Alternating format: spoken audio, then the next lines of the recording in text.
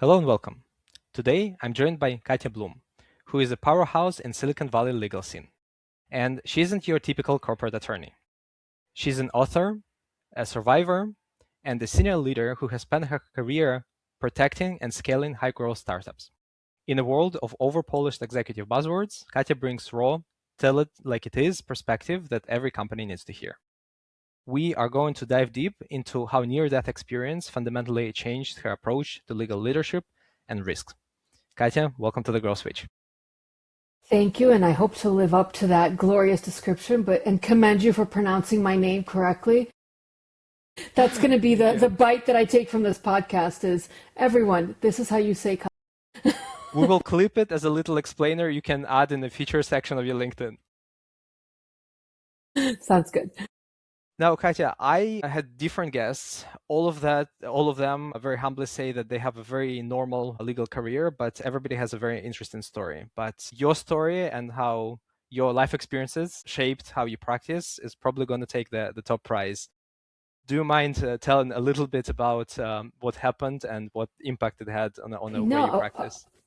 Of course. And also, my legal career has also been quite non-standard for US-based attorneys. I didn't go the typical big firm route, etc. As a matter of fact, when I started my career at this point, 20 years ago, but don't tell anyone. Well, let's just keep that between you and I. We will edit it out. Yeah. I was actually on the cover of the Recorder, which is like the big legal newspaper here, because I went straight in-house after law school. And in those times, it was shocking to a point where I would be on the phone with big firm partners, and I quote, they would say things like, "How did you get this job?" And I would be like, well, since you don't know who my uncle is, I would really encourage you to rephrase that and quickly, because clearly if I got this job, I know the right people. So you might wanna, I'm actually your client, so the fact that you're shocked I'm here, we can work that out over coffee. But so I've kind of,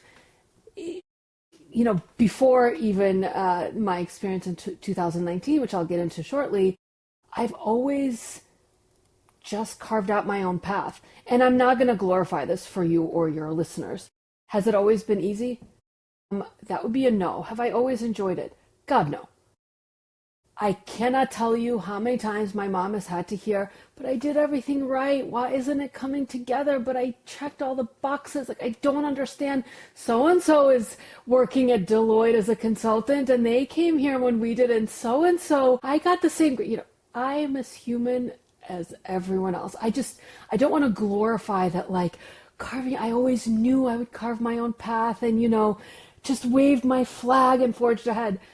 A lot of it was things just didn't pan out on the path, and I am very much a survivor, and not, I took that, as my best friend likes to say, listen, Bloom, we know you're a perfectionist, but really you could have laid off on the latest and greatest, we didn't need to go that hard.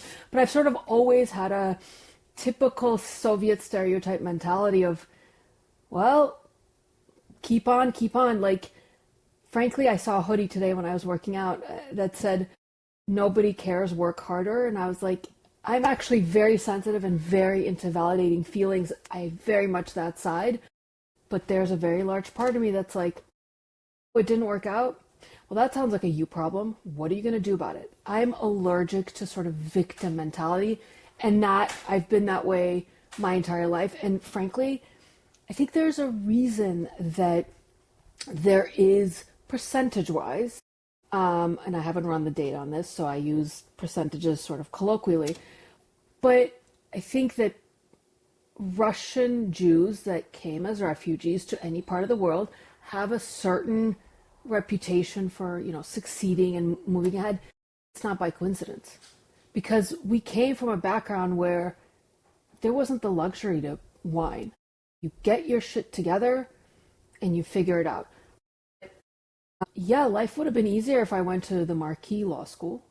Yeah, there were years where I was like, UTF, like, when is this going to come together? So I just want to say that because I think there's a tendency that once you achieve something to kind of go, it wasn't that bad. Like, no, it was. I'm just glad I'm glad it's behind me. But let me move on from that tangent to the question, to address your question. So The sort of TLDR description, and everyone can read about it in my book when it's finally edited and published. In the summer of 2019, so my mom lives in Latvia, and I take my daughters overseas every summer to Riga and surrounding areas because I want them to see real life, because they're San Francisco born and raised kids, and this is not actual reality. And it's really important to me that I have bicultural kids, and so we go there every summer. That particular summer, a very close friend of my mom's has a dacha, a summer house. I affectionately call it summer shacks, but we can dissect that in a later episode. The summer house, I just want to, for your listeners that are not Soviet, these are not palaces. These are very kind of, it's not quite camping, but it's somewhere in between, camping and, it has running water, but not much else. But anyway, they have a summer dacha in a really small remote town in Ukraine. And we wanted to show my kids. At that point, it was my oldest daughter and my niece. My youngest daughter was very, very young, so she stayed behind. But we wanted to show them just typical village life where they can run around and get berries off of bushes and, have an idyllic Norman Rockwell-like summer. And we were on our way back to the Kiev airport in a chauffeured car. And the last thing I remember is listening to a podcast and looking over beautiful sunflower fields, because little known fact is Ukraine is very well known for its sunflower productions.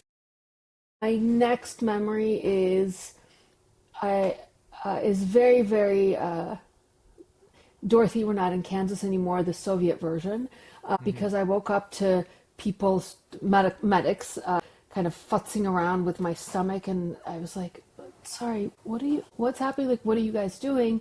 And in typical, very Soviet fashion, I was very quickly informed, oh, we had to remove your spleen. And I was like, okay. They're like, do you have any questions? And I'm like, yeah, I do. This is all in Russian, which makes it even funnier. But I was like, yeah, what does a spleen do? To which I heard, well, this one isn't as medically erudite as her mother. And I'm like, no, she's not. I was explaining what a spleen does, which it's only when you're missing a spleen that you actually understand what a spleen does. And then they're like, do you have any other questions? As if I was just being, high drama. And I was like, yeah, can I live without a spleen? And they're like, well, you're alive now, aren't you? What kind of ridiculous question is that? And that is when I knew you can take the girl out of Soviet Union, but you cannot take the Soviet Union out of the girl. And over the next day, I learned that there was an accident and I'm in a hospital. That day, my mom, I didn't know at the time how many people it took for her to be by my side. And when I tried to tell her that they were really non-dramatic about my organ removal, the reaction from my mom was, oh my God, we're going to be dramatic about this. Followed by listing all the organs that we have two of and how we can survive with only one of them. And I was like, did they remove other organs and forget to tell me? And that many doctors since then have been like, well, that explains a lot about how you are. What had actually happened is we were on a highway going about 75 miles per hour, 115 kilometers per hour, and some, frankly, idiot U-turned on the highway into our car, causing one of the worst car wrecks in Ukraine, for that area. And it was the driver, obviously driving. My mom was in the front seat. I was in the middle back seat between two car seats. Hashtag promotion for people that don't believe car seats save lives, I can tell you. Boosters and car seats save lives. On my left was my niece. On my right was my oldest daughter. And no one can prove exactly what happened, but it turns out the middle back seat is absolutely the worst spot you can take a hit of that nature. And I took the hit lying down because, consistent with my injuries, I put the upper half of my body on my daughter, on my legs, on my niece. And I'll just list my injuries top to bottom just to paint a picture. I ended up with 3 traumatic brain injuries in 3 different parts of my brain bleed, all of that. I spent 5 weeks in a coma, and then 35 broken bones, missing spleen, fractured back in 2 places, metal rod in my leg. And essentially, after my coma, I ended up spending about 5 weeks was in Ukraine in a coma, and then a couple weeks after in sort of their version of ICU, which is for another podcast. Then I got air ambulance to America. And an air ambulance, for your listeners, since I did not know what it was, is they convert a commercial flight first class into a full-on ICU unit, and you get It's an ambulance that you get flown back. And then I spent a month at a trauma hospital in San Francisco and then another month in acute rehab. But by all accounts, medically speaking, I am a walking miracle. And I don't mean literally because I can walk, although yes, quite literally, but I defy everything that is taught in medical school. As in, after my injuries, the fact that none of them killed me, especially given that they happened all at once, I can still drive a car. I work as an attorney. Unless you are an expert in scars and see the tracheostomy scar, people that have met me, you never know, because my joke is always, when you're on the brain injury floor, what they test you for obsessively is, are you overly talkative and overly irritable? Really great for someone whose personality is being a chatterbox and, a little bit prone to, but I am a passionate person. I'm prone to feeling strongly about things. So I was like, no, guys, just part of my charming personality. And then my favorite treating physician in acute rehab, I was like, listen, I'm so tired of having to tell people, like, I'm just not the quiet girl. It's not the brain injury. It's just not me. I was like, and he was also Jewish. And I was like, can you please just tell them? And he cut me off. He said, I already told them, for a Jewish woman, she's not even that talkative. Guys, lay off. She's fine. So that's sort of the short-ish story of it. Everyone survived I got the worst of the injuries, but my brother got on a plane to Ukraine thinking he's going to bury his entire family because they couldn't find the kids for a while. I mean, it's a very long, I don't recommend the coma weight loss plan. I mean, if you want to lay around and do nothing and lose 40 pounds, it's a way to do it, but I would just cut out carbs because the recovery is a real piece of shit. I'd imagine. I don't recommend it. But I also, and the way my book got started is a joke I used to make constantly, which is, there isn't an amount of money you could pay me to go back to pre-accident Katia. It doesn't exist. There's nothing you could offer me to go back to pre-accident me because of the gifts it gave me. Again, don't recommend it, and not religious, but let's not do that again. Once was good, but nothing, couldn't offer me anything to make me go back. Now, granted, I say that I know what it's like to win the lottery. I can say that because we're having this conversation. I can work, I didn't just survive, I thrived, which not many people with my, when you read my sort of medical excerpts, you keep waiting for the line, patient died at this time. There's no other way to read this. It's insane. So I'm full of gratitude that I can even make that joke. I'm aware, but because of the situation I find myself in, nothing. It doesn't exist. I would do it again in a heartbeat. I don't want to, ever. Once is more than enough because it'll be 7 years in July, and my actual birthday is the 1st of July, and the accident was the last day of July. I call it my rebirth day in every language that I speak, and I actually celebrate my rebirth day with much more fervor than my actual birthday. And like many people in their 40s, I was always very into my birthday, but kind of okay, yeah, I'm older. I don't care about getting older, but something definitely changes when you come as close to dying. I mean, literally, there's no way to get closer to dying than I did. And newsflash, not dying. But when that happens, I definitely honor birthdays much more. Because every year I'm like, well, let me tell you, that joke, it beats the alternative, is very visceral to me. So I'm like, yep, nope, we're getting older. I'll take it. Wrinkles and all, I'll take it. That's a good trait compared to the alternative. Correct. We'll make sure that we will link your book as well when it comes out, so our listeners can find out more and read your takes on it. But if you had to summarize, now having gone through the journey and being grateful of the lessons that happened because of that, how do you handle some of the colleagues, whether again in-house or with other organizations that you're working, and I think generation at large as well, especially younger generation, that say they have it so hard, and when you compare the everyday hard to what you had to go through? Well, so it's rooted in a couple things. One, as a whole, and by the way, I don't want to come off like I'm some kind of saintly. My approach externally, professionally, is at times not in line with my internal thinking, which is full of curse words that I'm trying really hard to contain for this podcast to save you editing time. But I'm trying. I don't make any promises. But even when I was, in the hospital for months on end, I remember someone texted me and I was like, how are you? And they're like, something like, I have a cold, but I'm not going to talk to you about that. And I was like, please don't do this. I do not engage in oppression Olympics. So, and that's been my approach in general. Do I sometimes get annoyed when people complain about things that don't matter? Yeah, I'm human like the rest of them. My humanity is very much with me. But it feels not in line with my values to look at someone and go, oh my God, you're not actually suffering, because who the hell am I to adjudicate suffering, right?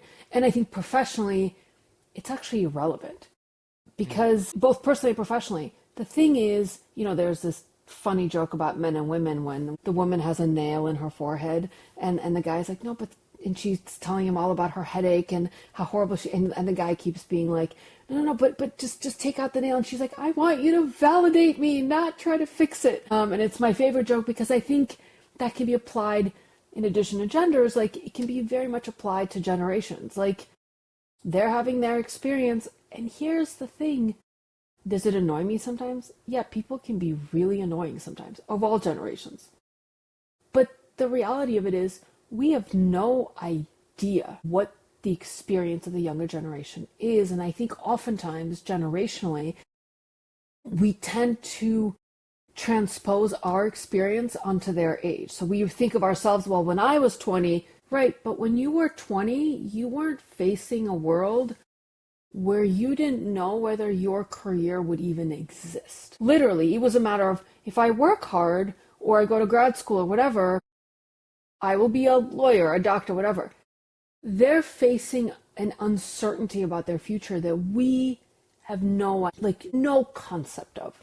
We had way, to the extent that anyone can have certainty, and that's another gift, is, you realize, yeah, there is no certainty. But, philosophy aside, we kind of knew, like, there was a bigger, smaller than a breadbox understanding.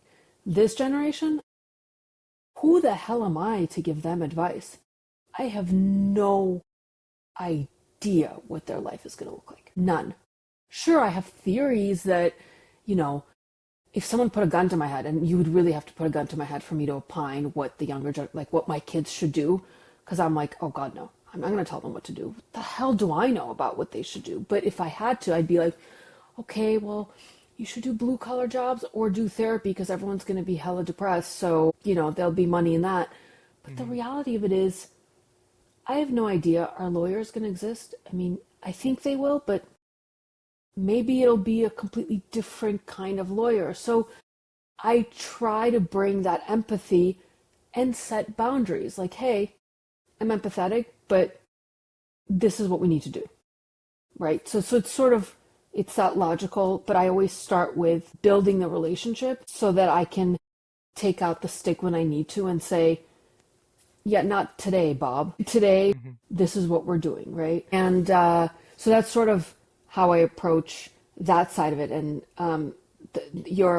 repeat your first question again, so I get myself on track.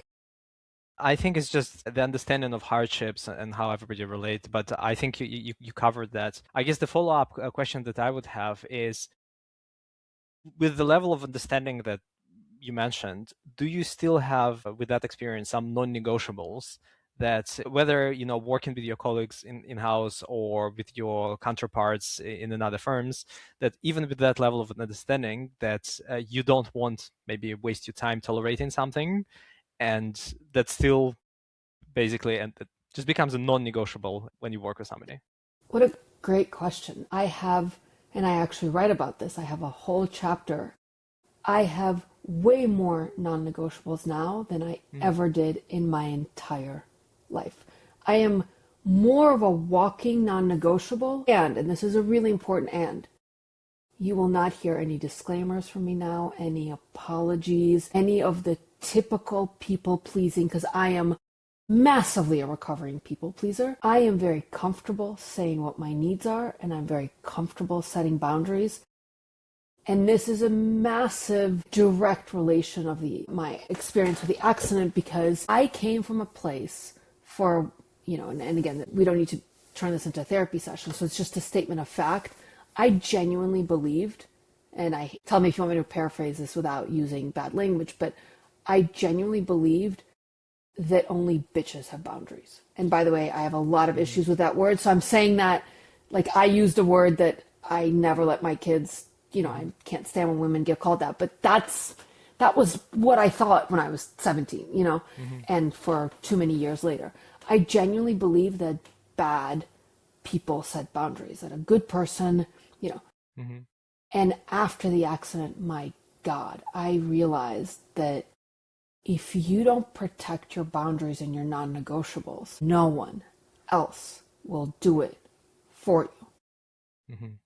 It is not just your job, but if you want to be successful, you need to be very clear on what your boundaries are. And I changed my mind on this to a point where if someone doesn't have strong boundaries, I don't feel safe around them, because if they don't know where they begin and end, I can't trust them. So to me, a person that says, again, if you're all boundaries, well, you need some flexibility, right? Look, and I think we see this in our world at large, it's all about nuance. Everything that I say, a listener could be like, yeah, but I will say it for you. Yes, but I'm 100% in agreement. It's obviously context-based and way more nuanced, but I'm making these points dramatically to actually make them, or it's going to be 40 minutes of disclaimers and no actual point. But the biggest non-negotiable for me became pre-accident. I was very proud of the fact that I can segment myself and I can compartmentalize with the best of them. There is personal life Katia and like close friend Katia and, relationship Katia and then work Katia. And I had all of these different sides, and I did, and I loved it. And I'm an artist, always have been, and a lawyer, and this and that and the other. I was very proud of the fact that I speak multiple languages and I change in every language, etc., etc. And then I came out of this experience, and one of the sort of barters I made with my body and my spirit is, if it gets me through this, I will never betray myself again. But my sense and definition of myself changed dramatically, because one of the things I learned in my experience is to recover from something like this, you don't get to have your brain over here, your spirit over here, and, your physical body over there. I got this lesson over and over and over again, how connected it all is. And I remember, and it's one of the meditations I did, where my brain was like, you can't keep excluding me because I'm loud, because it's part of brain injury recovery, is literally your thoughts are screaming at you. Literally, biologically, your thoughts are so loud that you're like, oh my God, stop. I mean, it's part of your brain rewiring itself. It was a moment, and I'm not giving it the due justice, everyone. Read the book for that. But it was a moment where I realized, if you want to recover from this, you are your whole self everywhere. Now, does that mean I walk into my job and tell everyone my personal business? No, of course. I mean, come on, there's, that's inappropriate.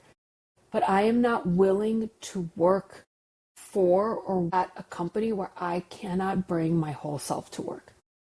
Now, for me, more tangibly, what that means is the people that I interact with every day, if I can't drop an F-bomb and just be real, and everyone knows that when we're on a call with clients, I will be a buttoned up lawyer and professional, I'm not interested. Or things like, and again, post-COVID, this changed.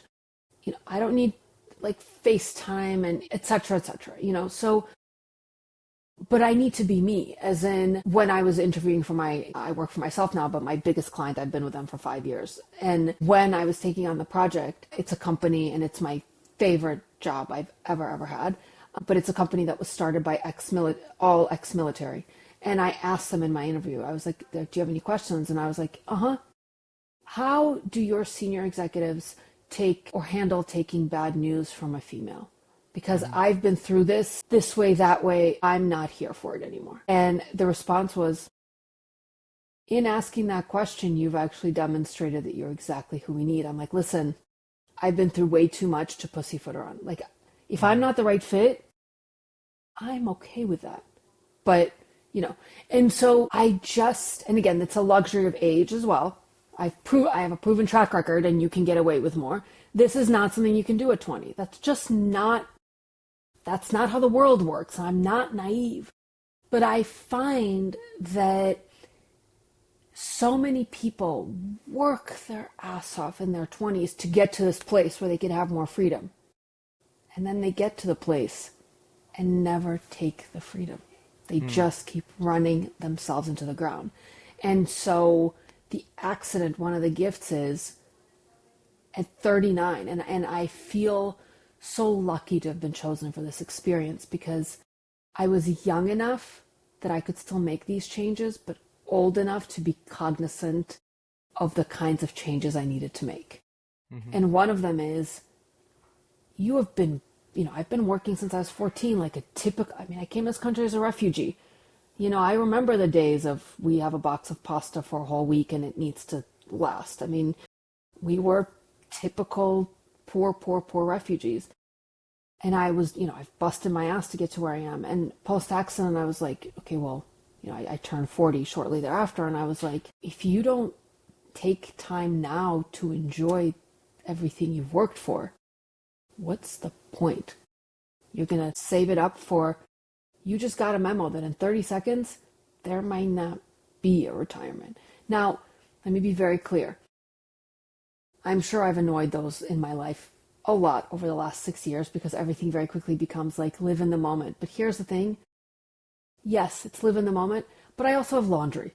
And I still get annoyed waiting in line. I'm still human, right?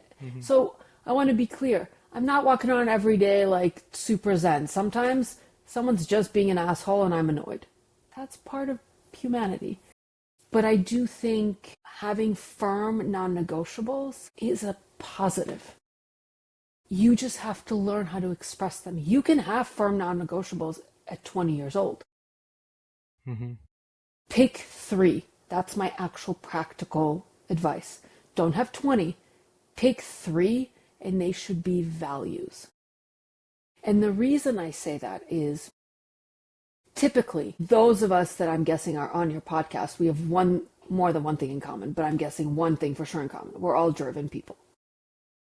Right? We're all goal-driven.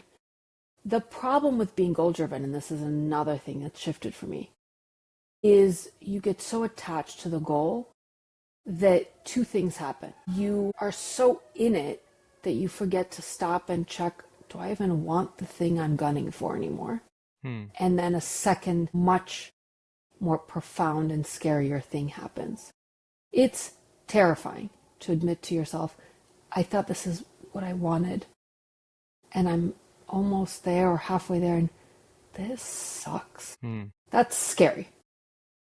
And so the reason that I say 3 non-negotiables, or even less, is it's so important to literally, if you can, schedule time with yourself. Every person has it. For some people, it's sitting on a beach on a vacation. For some people, it's journaling. For some people, it's talking to a friend. Everyone has their own way of checking in and going, are these still my non-negotiables? Am I actually working towards the goal that I set out for myself? And I'll give a very practical example. I was talking about this at my daughter's bat mitzvah this past weekend with my absolute closest friend, also an attorney. We met the first day in line getting IDs at law school. And we were talking about this, and, I was like, I'm going to be a general counsel. If it kills me, it's my, And then over many years, I was like looking around at the general counsel around me going, I'm not even, like the typical on the path, public company general counsels. And I was like, this isn't really like a life that looks great. But I'm like, no, I am an achiever. I will succeed. I have set this goal, etc., etc. And this weekend, we were talking about the fact that I did end up achieving that goal, but it looks so different than the goal I set out. And what actually, from this vantage point, ended up being the goal I achieved, having full control over my schedule. Right? So the actual goal, yeah, I'm still an outside general counsel, but it was actually, I learned I am much better at like kind of helping a company grow. And if I grow with them, fantastic. But I actually really like the being super wide and shallow in my knowledge. That's much more me. And Pre-accident, I would have been terrified to admit that because it would have sounded like I'm quitting or I'm a loser. And my approach has changed into, why does quitting have such an exclusively bad rap? It's okay to reassess your goals. Now, am I still driven? Yes, 100,000%, because life gives you lemons and I write a book. Like, I'm still driven. I want a big life. I still have gigantic goals, but this is so cheesy. I can't believe I'm going to say it, but it's also the truth. This checking in has actually made, oh God, Alex, kill me for saying this because it's I just want everyone to know that the thing I'm looking at right now is disappointing affirmations sticker books. That's actually much more my personality, even though what I'm going to say right now is what, should belong on a poster with, Mount Everest. But this checking in on goals, it makes the journey much more enjoyable, not easier. But you can lean into the journey of it versus the result of it. And the reason I always give this advice is it's actually the checking in that allows you to, in this very, very moment, acknowledge what you've achieved. And, I remember when I came out and I was already in acute rehab and someone said to me, I'm guessing that, none of your achievements matter now. And I'm like, no, actually, that's not the case. And again, I write about this. Yes, there are some near-death experience cliches that are absolutely true. No, you're not lying in a hospital bed thinking about how much money is in your bank account. Nope. That said, I've been really poor and this is better, and I'm not going to sit here and BS people that I had a near-death experience and I realized none of it matters. No. I was laying literally in that deathbed going, I'm really proud of becoming an attorney and, and other achievements that were very particular to me. And there's nothing wrong with being proud of our accomplishments. I think the issue comes in is when we become driven solely by the result. And this checking in has made me go, when I started writing this book, I made very different rules than I would normally. Yes, I was still me. I still had a daily, and yes, I had an Excel spreadsheet I had a minimum daily word count that I had to achieve in terms of writing. And it didn't matter how much I wrote yesterday. I'm still as disciplined as I always was. But there are things I wasn't allowed to do, and I'm still not allowed to do because I haven't finished the developmental edit, which the coma didn't kill me, but this developmental edit might. I wasn't, and I'm not allowed to Google how you become a New York Times bestseller. I am not allowed to Google how to become, get a publisher, blah, blah, blah. And the reason is the writing of the book. When I started out, I was like, I really want to experience writing a book. All of it. The good, the bad, the ugly, and how do you actually do this? And, and it's only by being fully present that I was like, newsflash, to write a book, you write every day, and most days it sucks. You don't want to, you are not inspired, you are just sitting at your computer going, this is crap. Correct. And you will delete it. Yep. That's the big secret. But I wanted to experience all of that. And I know myself well enough to know if I'm Googling how to become a New York Times bestseller, I will ruin the experience for myself because it'll be all about, okay, but I wrote a book, but it didn't go anywhere. And what does that even mean? It didn't go anywhere. You wrote a book. And checking in with myself, I'm like, throughout the process, I said to myself, whether 2 people read this book or 2 million, doesn't actually matter. Once it's out there, that's actually not something I control. That said, am I going to do my damnedest to make it a success? I like to give everything that I do my all. There's no shame about that. But if it's not a traditional success, I wrote a book and I really enjoyed it. Not every day, but you know what I mean? I accomplished this big thing, so I should be disappointed because 2 people read it instead of 2 million. And I think that checking in helps with that. And of course, I rambled as per usual for 10 minutes. It's a good thing you can edit. I think there was a lot of wisdom there that should not be edited, but I definitely resonate. I think a lot has to be said, and it might sound cliche as well, but the hero's journey and the transformation from the original goal and having, maybe a certain medal to be achieved or competition won, and what actually becomes valuable is that journey, is going through it. And there are a lot to be said between choosing your, again, goals and the process of getting there. You cannot control externally what happens. There are lots of things outside of our control that there's nothing we can do about it. But there are a lot that we can do to control how we interact with steps that we take every day and the things that we do control. Maybe I book mean, becomes a bestseller. Alex, like, yeah, but sorry to cut you off. It's just you said something that is, I say it all the time. There's actually one thing we control, and that is how we react. Everything else is out of our control. Sorry to cut you off. That was rude. Please continue. No, that's good. And like the saying goes, nobody can make you angry. You can choose to be angry at somebody saying something, but it's always a personal choice how you react, not an external thing. And I think that the checking in is the part is important. And from my perspective, which, in grand scheme of things might not be that, life impactful, but what we see is when we work with smaller businesses, with the smaller firms, we see somebody who wants to run an amazing practice of law. And then they completely neglect the other side of business because there's practice of law, then there is a business of law. And if they are not clear about what they want to focus on, they are bound to create a lot of stress for themselves and for their colleagues. If somebody wants to focus on practicing the law, not running a business of law, that's a fantastic goal and they can focus on that. But if they still don't check in with their goals and they try to maintain the control of the business of law, there is disalignment there. And it causes friction for them, for the team, for the clients, oftentimes for years and decades. And they will be successful through the pain and misery in the process. And all of that could be avoided. Equally, there are No, also the other hundred opposite of percent. that is true. No, 100%. Look, I think of life as, you have four burners, like on a stove, or if you have a really fancy stove, you have six, but we all live in small, big city apartments, so we have four. You have to think about, like, you can't have four pots cooking and make a good meal. You just can't. So if you're really focused on the practice of law or, work is really taking it up, well, something else the flame needs to go down on that. And so I always say, particularly to women, like, you can have it all, but you can't have it all at the same time. Mm-hmm. So it's about, but being honest with yourself.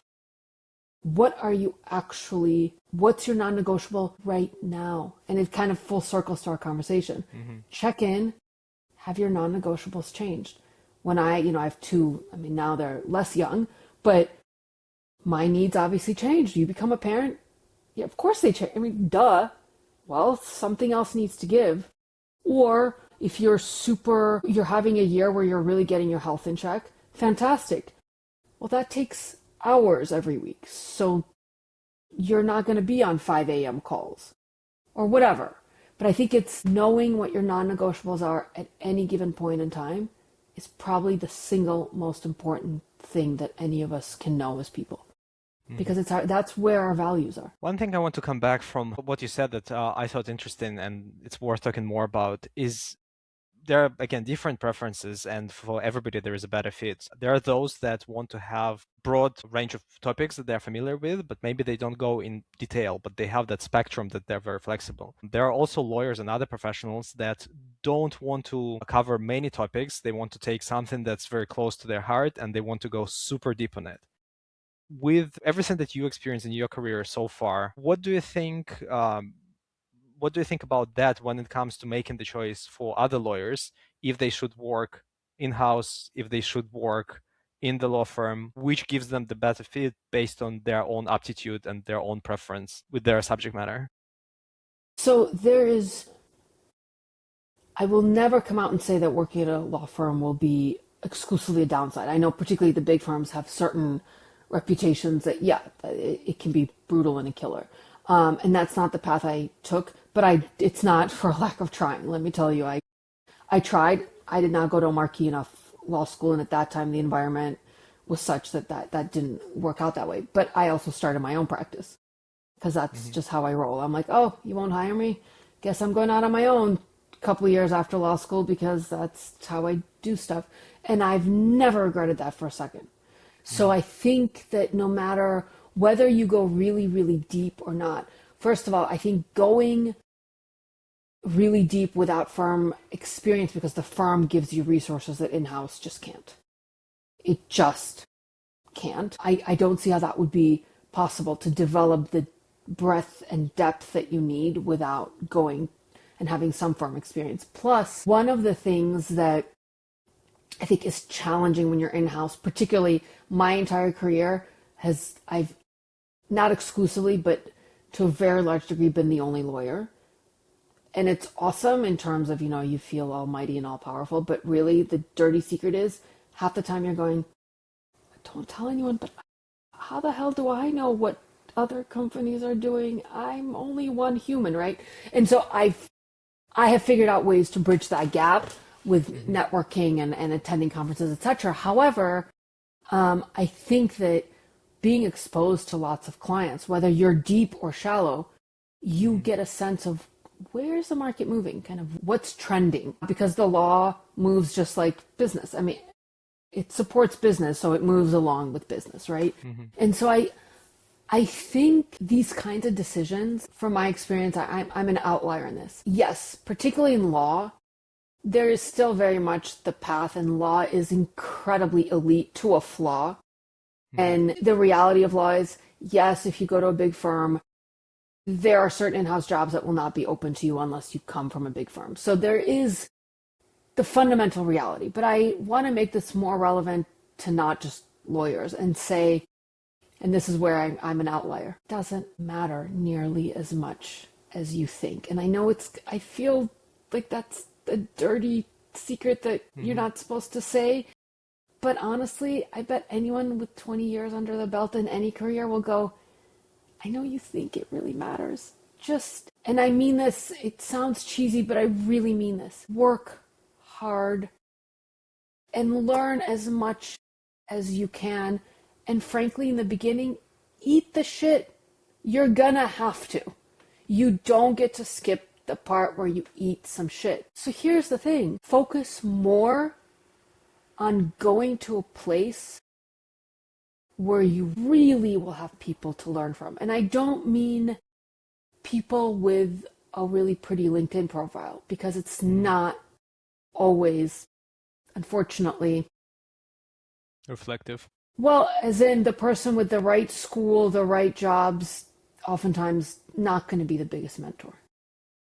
Try, to the extent that you can, try to go to a place where you can maximize exposure, because there is no way that learning a little piece here and a little piece here will harm you in the future. And then there's the fundamental reality, and this was my reality. If I heard someone like me saying this 20 years ago, I would turn off the podcast or whatever, because I'd be like, well, they're removed from reality. I didn't have this luxury. I didn't go to the right school. And as my mom liked to say when I finished law school, she was like, no PhD for you because you like to cause economic crises when you graduate. Because I finished college in '01 and I finished law school in '08. Real great timing for job hunting. So I never had the experience of being in an employee's market from the right marquee. I took whatever came to me. Yeah, I was scrappy. And if you're listening to this and you're in that place, take it. At the end of the day, it's a year of your life, very big, leave. Having gone through that experience and keeping in mind how technology is changing the legal career, would you want your children to follow in your footsteps and explore legal work? Have them change, the way greet, you might want, right? And we will all find out what will happen with the industry. Yeah. But Katia, it's been absolute masterclass, I think, in emotional intelligence that legal profession could benefit from, both for their own internal, whether it's setting goals or setting boundaries or how they work as a part of the team. I think you had some great insights, and I'm very happy that we got to share them on the podcast. So thank you so much for coming. Thank you, Katia.